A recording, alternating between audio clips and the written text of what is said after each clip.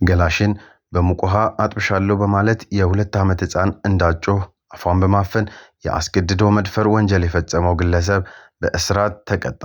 በአሶሳ ዞን በአምባሲ ወረዳ ኤዳ ዳቡስ ቀበሌ ጎጥ 1 በሚባል አካባቢ ነው የድርጊት ወንጀሉ የተፈጸመው።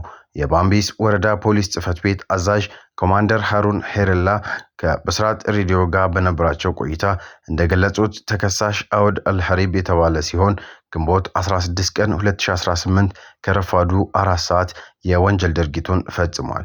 የ2 ዓመት ሕፃን የሆነችውን ገላሽን በሙቅ ውሃ አጥብሻለሁ በማለት እናቷ ውሃ ልትቀዳ መሄዷን በማረጋገጥ ወደ ራሱ መኖሪያ ቤት ከወሰዳት በኋላ አፏን በማፈን የአስገድዶ መድፈር ወንጀል መፈጸሙን ተናግረዋል። የባምባሲ ወረዳ ፖሊስ የምርመራ መዝገቡን በሰውና በሰነድ ማስረጃዎች በማስደገፍ ለአቃቤ ሕግ ያቀርባል። አቃቤ ሕጉም ተከሳሹ በኢፌድሪ የወንጀል ሕግ አንቀጽ 627 ምዕራፍ 1 ስር በተደነገገው የአስገድዶ መድፈር ወንጀል ክስ በመመስረት ለባምባሲ ወረዳ ፍርድ ቤት ያቀርባል።